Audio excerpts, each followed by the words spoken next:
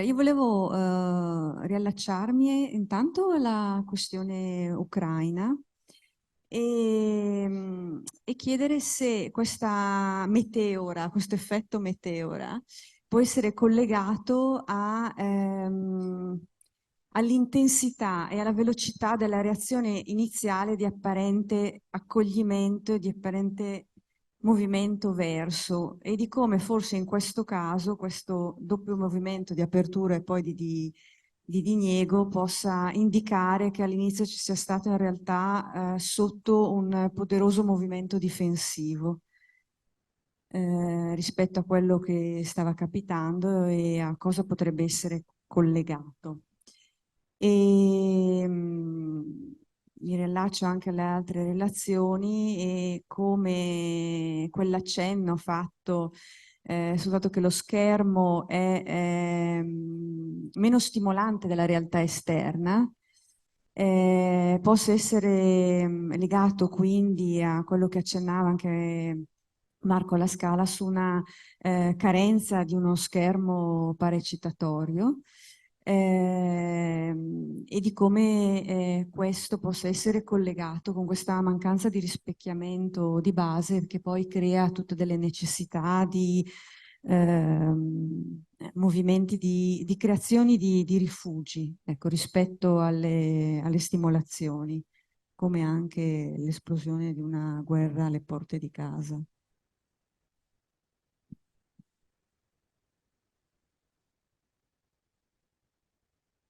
Ma due riflessioni sull'effetto meteora, ma credo che sia un fenomeno piuttosto complesso e quindi credo che intervengano una serie di concomitanti sociali, politiche, storiche, eccetera.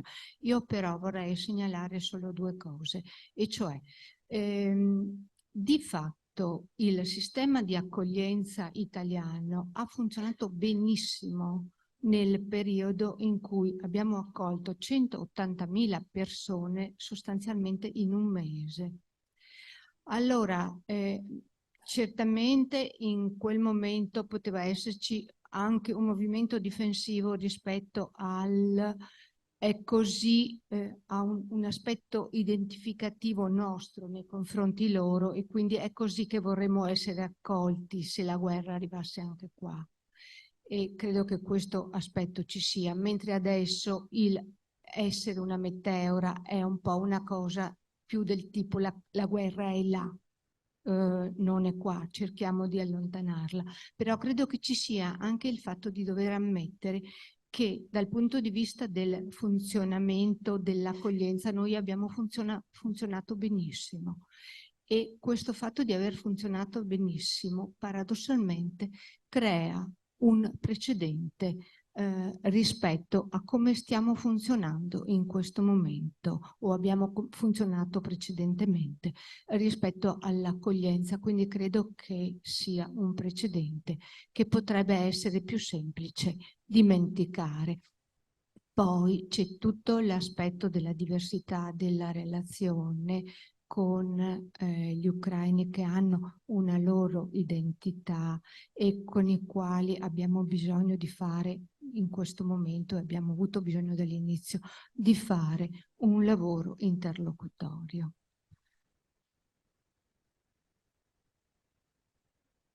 La domanda era? Questo cos'è? Diniego? Rimozione? Sul parecitatorio. Collegamento alla mancanza di Il parecitatorio è sostenuto Il parecitatorio è una funzione che viene svolta dalla madre e dall'ambiente nei confronti dell'infanz, però poi diventa anche una funzione della struttura psichica che è in grado di proteggersi e questo lo fa col controinvestimento. E ovviamente è qualcosa che protegge la struttura psichica lasciando fuori un qualcosa o dentro se si tratta di rimozione. Ma se si tratta del diniego, la direzione è quella di non permettere al percettivo di andare oltre, cioè il controinvestimento blocca, diciamo, il percettivo col diniego delle percezioni. Questo abbiamo visto anche stamattina, può avere anche una funzione anche utile in alcune situazioni. Noi non possiamo farci carico di tutti i mali del mondo e ce ne difendiamo come possiamo anche col diniego. Però nello sviluppo, diciamo, dello psichismo, dello psiche, il diniego, se è eccessivo, se è troppo, finisce col infiltrare lo stesso io. Quindi non si tratta più della superficie dell'io che diventa paraeccitatoria nei confronti dell'esterno e dell'interno, ma diventa proprio che l'io si trasforma. E quando quando il paraeccitatorio infiltra l'io, la scissione dell'io è la conseguenza proprio di questo. E nelle situazioni soprattutto borderline, di stato limite, noi abbiamo un io che è scisso tra coppie di opposti e quindi il grosso del lavoro che poi bisogna fare è sia sul fronte di quello che arriva nella relazione intersoggettiva, che riporta un messaggio all'io, però contemporaneamente è anche un lavoro sulla scissione per fare sì che delle parti scisse possono iniziare a comunicare fra di loro. Quindi è un lavoro intrapsichico, molto delicato, molto importante, che si fa nel momento in cui la relazione intersoggettiva diventa portatrice di messaggi che a qualche livello vengono colti. Il nostro problema è quello di far cogliere questi messaggi. E abbiamo visto da diversi interventi anche oggi come possono essere intesi in senso intrusivo e quindi non fanno altro che aumentare il paraeccitatorio e le difese.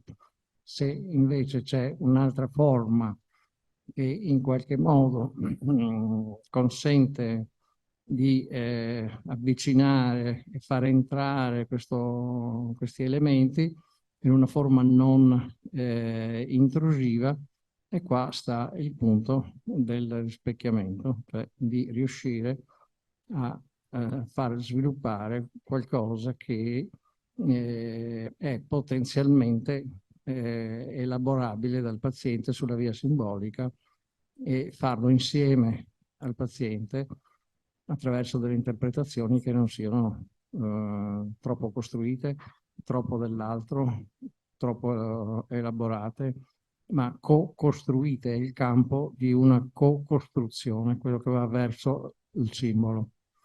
Grazie. Posso?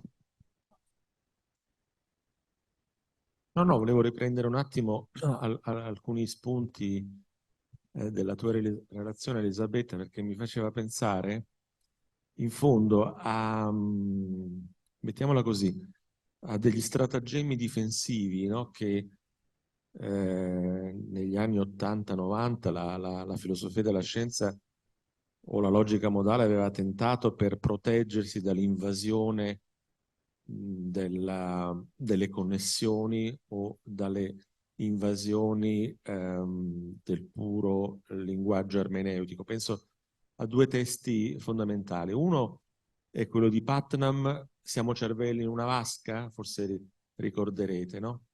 In quel testo straordinario, Putnam faceva l'ipotesi che forse noi non esistiamo davvero, che uno scienziato pazzo ha estrapolato il nostro cervello, l'ha immesso in una vasca nutritiva e noi siamo immersi in un sistema di connessioni. Stiamo parlando degli anni '80.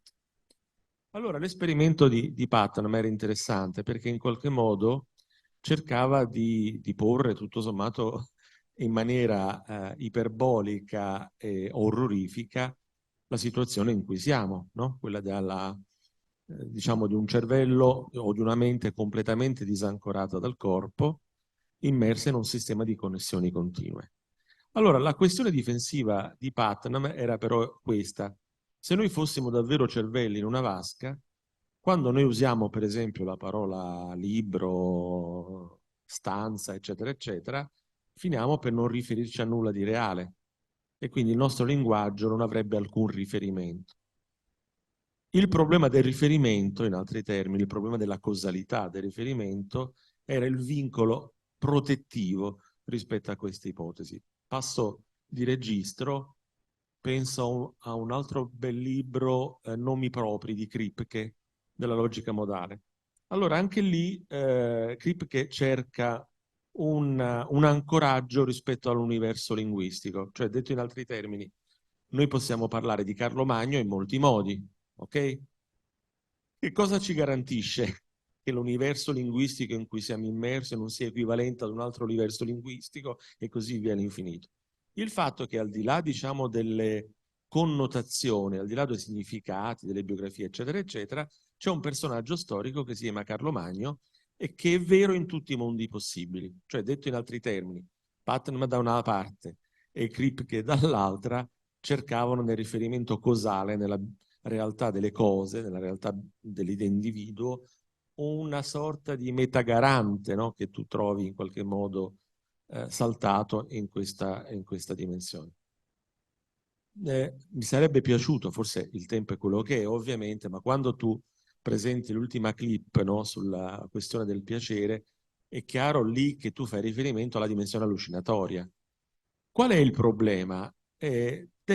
Curiosamente, anche qui una sorta di metagarante che Freud individua nei due principi dell'accadere psichico, quando dice che cosa ci segnala che un individuo ha raggiunto il principio di realtà? Ce lo segnala il fatto che una parte della psiche si è sottratta al principio di realtà e resta sottomessa al principio di piacere, una parte della psiche. Quelli che invece, come dire, sono immersi in questa confusione totale sono in un regime di continuità e non di discontinuità. Allora, per riprendere la questione che tu ponevi rispetto alla dimensione allucinatoria, quando tu dici i like possano arrivare in maniera continua, eccetera, eccetera, è l'operazione di discontinuità che salta. Allora è interessante che tre soggetti, Putnam, Kripke, Freud, pongano la discontinuità come elemento di salvezza della vita psichica.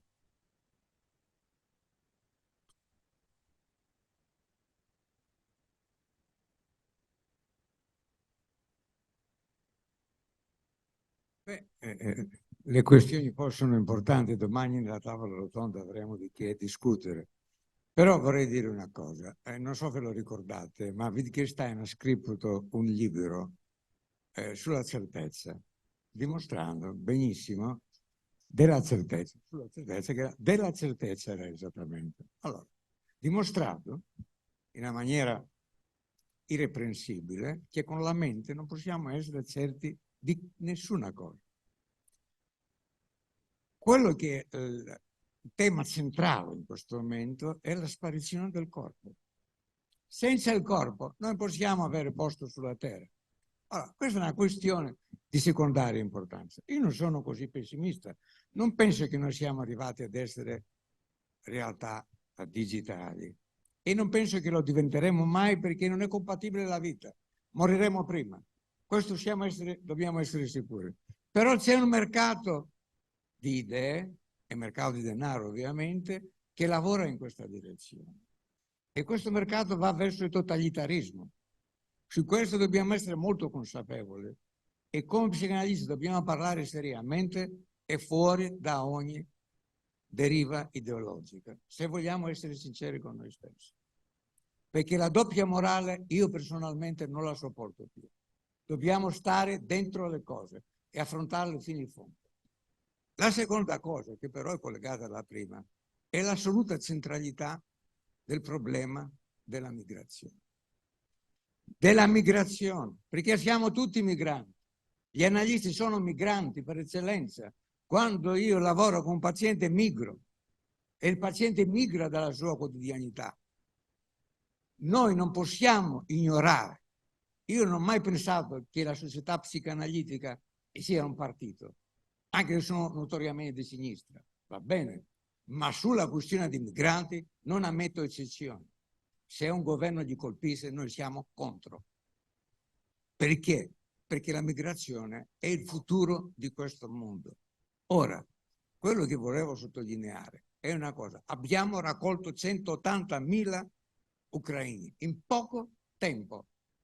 Come mai facciamo tutto questo casino per molto meno diseredati che vengono dalla Siria e dall'Africa? Loro non vengono dalle guerre, non vengono dalle carestie. Perché non li accogliamo?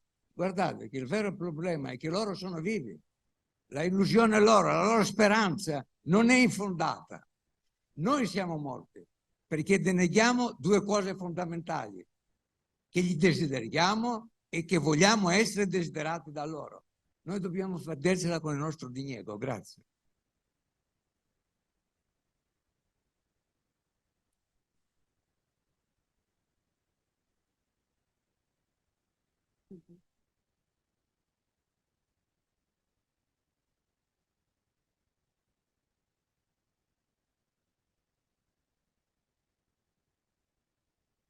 Allora, a proposito dell'ultima relazione portata dalla dottoressa Marchiori, io sono molto interessata a questo tema, lavorando con gli adolescenti, e devo dire in maniera estremamente preoccupante. Trovo molto pertinente e molto approfondita la questione che mi pone in causa, diciamo in maniera molto diretta, perché a proposito del diniego, mi pare che ci sia una tendenza a non, diciamo, approfondire in maniera seria la questione del antropologico cambiamento di questi ragazzi, di questi adolescenti, con l'abuso di questi strumenti che ovviamente agiscono sulle strutture cerebrali, con il sistema della ricompensa e appunto dell'identificazione narcisistica. Quello che mi preoccupa, a cui chiedo anche un po' il pensiero psicanalitico, no? Di interrogarsi sull'attualità, e come noi possiamo rispondere al cambiamento, alla trasformazione in essere, dove appunto quello che osservo sempre di più è una, diciamo, incalzante desoggettivazione, cioè una perdita di possibilità nell'accedere psichico alla evolutiva soggettivazione, ma appunto un identificarsi sempre di più su un versante narcisistico, e quindi perdere anche il senso dell'Edipo, della terzialità, della relazione, dell'alterità, del desiderio, ecco, dove anche appunto l'area dell'illusione, anche della speranza, non vorrei essere troppo negativa, però mi pare appunto di osservare venir meno. E quindi io, interrogandomi, chiedo appunto ai colleghi di poter accedere un po' a maggiormente a queste trasformazioni di questi ragazzi, no? Nella loro traiettoria evolutiva. E come possiamo aiutarli effettivamente nella stanza terapeutica a riprendere questi concetti metapsicologici e aiutarli proprio nella clinica. Grazie.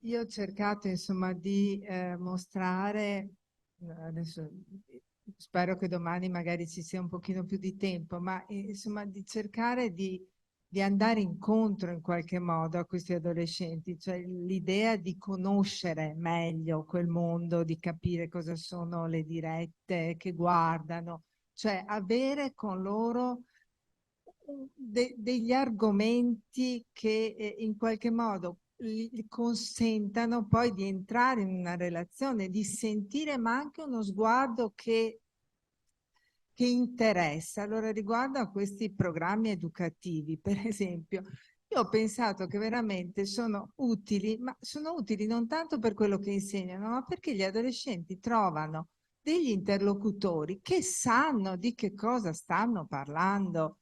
cioè che condividono con loro, allora sì, il telefono può diventare anche un oggetto transizionale, nel senso che transita qualcosa, altrimenti ormai è solo un oggetto autistico, è assolutamente autistico, freddo, spigoloso, quindi sicuramente non risolve le questioni della simbolizzazione, della coartazione del pensiero, del fatto che arrivano lì col telefono in mano, portati di forza un pochino dai genitori, che lì per lì non gli interessa niente di niente, quindi con quali spunti per portarli dentro a uno spazio che li aiuti a sentire una relazione che non hanno. Io ho la sensazione, adesso ho fatto questa ipotesi così dello spazio, però è vero, le mamme hanno il telefono in mano. Avevo una foto che forse, non so se Patrizia la può tirare fuori, l'ultima foto della mia cosa, dove c'è un portabiberon attaccato al portatelefonino, cioè funziona così. Ormai insomma è certo che ci siano diciamo dei cambiamenti a livello cerebrale. C'è per esempio Benassayag, insomma, che è uno che è molto diciamo impegnato nel combattere questa colonizzazione del digitale, che appunto, senza demonizzare, bisogna soprattutto conoscere e saper raggiungere gli adolescenti un po' lì dove sono. Questo posso dire. Sì, là dove sono gli adolescenti, però là dove sono anche i bambini, no? Nel senso che questo dell'adolescenza è un qualcosa che avviene anche di conseguenza di qualcosa che avviene molto più precocemente, dove c'è una sorta di seduzione dell'immagine e una seduzione anche del linguaggio. E non c'è il io corpo. Quindi c'è un grave detrimento di tutte le esperienze che avvengono a livello psicomotorio col corpo dell'altro. E questo fa sì che l'inconscio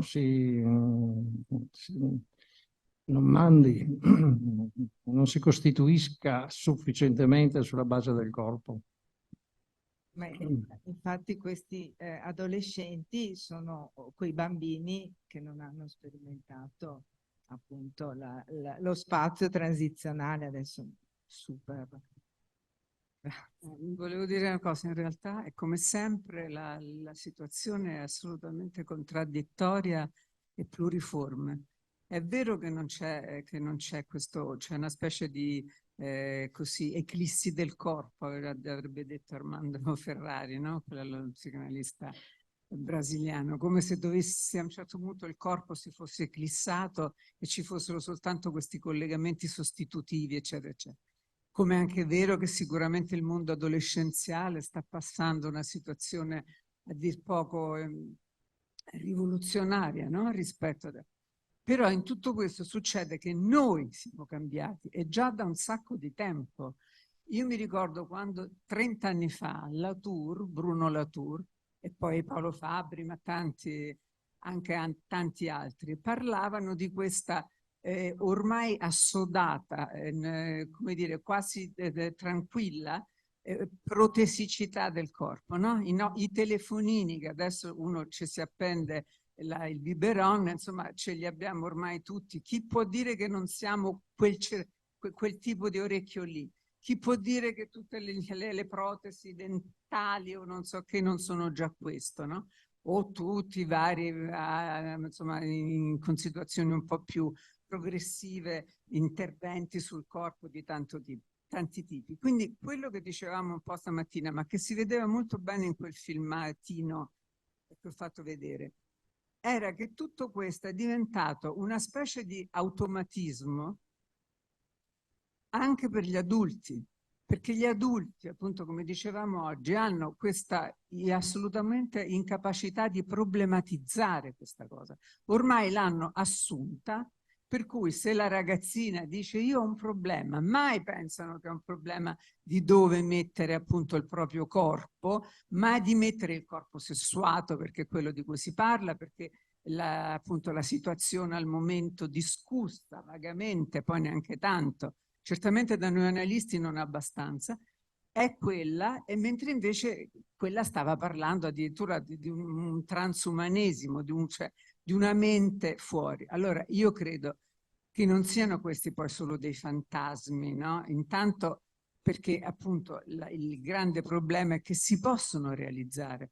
E adesso abbiamo fatto poco tempo fa un convegno sulla morte, Still Life, no? E io portavo delle esperienze veramente terrorizzanti, cioè una delle tante, per esempio riguardo, cioè ce n'erano molte riguardo alla sepoltura che già erano terrorizzanti, perché ci sono delle persone che pagano milioni per essere sepolte, diciamo, nell'oceano, in modo da potersi trasformare in coralli, per esempio. Ecco, tu dimmi cos'è il corpo lì a quel punto, no? Ma più ancora ci sono due istituti importantissimi, uno negli Stati Uniti, non mi ricordo in quale parte degli Stati Uniti, forse in Canada, non lo so, e un altro in Russia, insomma nell'Unione Sovietica. Così dice adesso, Russia e Unione Sovietica, non mi ricordo più. Ecco, Russia, in Russia. Ormai uno si confonde completamente. Ecco, non esiste più l'Unione Sovietica, sono rimasta ancorata a questa cosa. Ecco, in questi istituti quello che succede è che fanno questa criogenesi, no? Sapete che cos'è? Cioè il corpo. Allora, questa criogenesi è fatta per conservare il corpo a temperature incredibili sotto zero, in modo che si possano poi risvegliare queste persone malati di una qualche malattia quando si sarà trovata un tipo di medicina che li possa curare. E fin qui già terrorizzante, ma fino a un certo punto. In questi istituti ci sono già delle persone che hanno fatto conservare soltanto il loro cervello. Cioè non gli importa neanche più di rinascere con tutto questa che a noi ancora sembra un corpo-mente. Cioè questa distinzione, questa scissione che noi abbiamo sempre così considerata patologica, adesso è come se fosse appurata, no? Ci sono delle persone che pensano e operano in maniera tale che la mente è il nuovo corpo, in realtà. E si può fare a meno, come diceva la ragazzina, che faccio io della flesh, della mia carne. Perché Sarà disse, il problema non è un corpo, è una carne rispetto a questa mente che comunque sempre è stata qualcosa che eclissava il corpo per funzionare. Lo sappiamo pure, no? Perché per fare accedere anche a certi piani simbolici bisognava in qualche modo eclissare il corpo. Lo sappiamo anche adesso e lo facciamo anche adesso. Ecco, adesso questo è diventato un fatto. Questa è una cosa su cui domani ne parleremo. L'ultimo caso che avevo portato della ragazzina che dice suicidio, ma in realtà è come se il corpo si dissociasse e la sua anima volteggia, ma il corpo non è niente, è una bambola di pezza, quindi è proprio, e il racconto è molto angosciante perché non c'è proprio l'idea della morte, ma di un qualcosa che transita, va e ci ha fatto tribolare per 2 anni questa qui. Andava sul grattacielo piuttosto che sotto il cavalcavia con questi racconti incredibili. Posso? Io per molti anni facevo le consulenze nei licei quando lavoravo nel settore pubblico e avevo notato che, come ci ha così segnalato stamattina molto chiaramente Semi, non esiste più il grande amore. Cioè, l'adolescenza si presenta priva del momento fondamentale del primo grande amore. E credo che questo però, quello che dicevi tu Elisabetta e che stiamo dicendo oggi, come ci segnala Bolognini, non dobbiamo guardare all'adolescente pensando che sia lì che succedono le cose, ma come diceva anche Marco, le cose succedono durante i primissimi anni di vita, laddove è cambiato completamente il nostro stile educativo e i bambini stanno spesso o da soli o davanti a uno schermo o tra una babysitter e l'altra. Allora credo che questa sia una materia molto interessante su cui lavorare, perché lavorare con gli adolescenti, questi adolescenti, io penso che sia quasi impossibile perché è troppo tardi. Quindi quello su cui dovremmo cercare di lavorare è il sistema educativo che abbiamo impiantato per i bambini molto piccoli. Ma infatti io appunto mi occupo più di adolescenti, quindi ho lasciato parlare Tisserot per i bambini piccoli e lui lo dice chiaramente, insomma, ho cercato di mostrare proprio questo che dici, soprattutto c'è bisogno anche, questa è una cosa che dice, che scrive, di cui parla molto Missonier, per esempio, dell'importanza anche proprio di una educazione alla simbolizzazione, cioè questi genitori non riescono proprio a starci con i bambini, cioè anche se hanno tempo non ci stanno. L'assenza sì, questo infatti stavo... Allora, vedo che il tema attiva molte riflessioni. Domani avremo la tavola rotonda, il dibattito da proseguire. Un attimo solo. Domani abbiamo tempo ancora su tutti i temi.